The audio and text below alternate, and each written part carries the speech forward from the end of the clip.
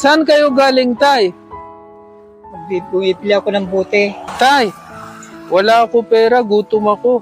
Baka meron kayo bigay sa akin konti tulong. Meron akong kaunti dito na pera.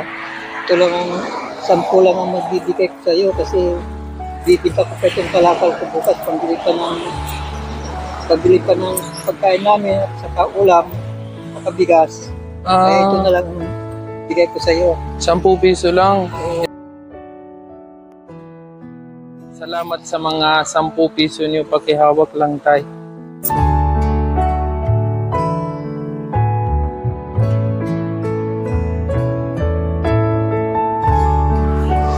Salamat po.